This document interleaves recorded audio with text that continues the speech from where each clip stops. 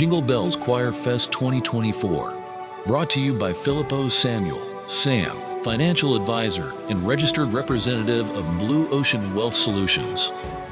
പ്രവാസി channel daily news ബുള്ളറ്റിനിലേക്ക് എല്ലാ പ്രേക്ഷകർക്കും സ്വാഗതം. പ്രവാസി ചാനൽ ഇപ്പോൾ എല്ലാ സ്ട്രീമിംഗ് ഡിവൈസുകളിലും ലഭ്യമാണ്. Download media views on any of your streaming device or any smart television.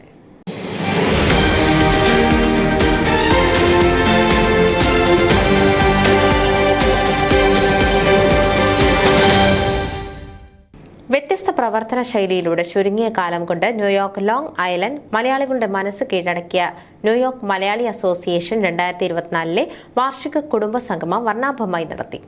Floral പാർക്കിലുള്ള Tyson centre ഓഡിറ്റോറിയത്തിൽ വെച്ച് നൈമ പ്രസിഡന്റ് ബിബിൻ മാത്യുവിന്റെ അധ്യക്ഷതയിൽ കൂടിയ പൊതുയോഗത്തിൽ അസോസിയേഷനിലെ കുടുംബാംഗങ്ങളും സുഹൃത്തുക്കളുമായ ധാരാളം പേർ പങ്കെടുത്തു.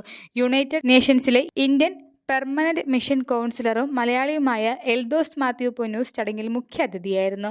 ഫോമയിലെയും ഫൊക്കാനയിലെയും ഔദ്യോഗിക ചുമതലക്കാരുടെ സാന്നിധ്യം ശ്രദ്ധേയമായി. ഫൊക്കാനയിലെയും ഫോമയിലെയും നേതൃത്വനിരയിൽ പ്രവർത്തിച്ച പലരും കഴിഞ്ഞ കാലങ്ങളിൽ നൈമയിൽ നിന്നും നോമിനേറ്റ് ചെയ്യപ്പെട്ടവരായിരുന്നു. കഴിഞ്ഞ 2 വർഷം ഫോമയുടെ പ്രസിഡന്റായി ഫോമയെ നയിച്ച ഡോക്ടർ ജേക്കബ് തോമസ്, ഫൊക്കാനയുടെ ട്രഷററായി സേവനം ചെയ്ത ബിജു ജോൺ കൊട്ടാരക്കര എന്നിവർ നൈമയുടെ അംഗങ്ങളും നൈമ നോമിനേറ്റ് ചെയ്തവരുമാണ്. നിലവിലെ FOMAA New York metro region vice president Mathew Joshua, FOKANA New York metro region RVP Laji Thomas എന്നിവരും FOKANA board of trustee secretary Biju John കൊട്ടാരക്കരയും നൈമ നാമനിർദ്ദേശം ചെയ്തവരാണ്. കഴിഞ്ഞ 6 വർഷത്തെ പ്രവർത്തനം കൊണ്ട് ജനശ്രദ്ധ പിടിച്ചുപറ്റിയ നൈമ എന്ന മലയാളി സംഘടനയിൽ യുവാക്കൾക്കാണ് പ്രാമുഖ്യം നൽകിയിരുന്നത്. സംഘടനയുടെ പ്രസിഡന്റ് സ്ഥാനത്ത് ഈ വർഷം പ്രവർത്തിച്ച ബിബിൻ മാത്യുവിന്റെ പ്രവർത്തന മികവും സെക്രട്ടറി ജേക്കബ് കുര്യന്റെ സംഘാടക ശൈലിയും വൈസ് പ്രസിഡന്റ് രാജേഷ് പുഷ്പരാജന്റെ നേതൃത്വ മികവുമൊക്കെ അതിന് തെളിവാണ്.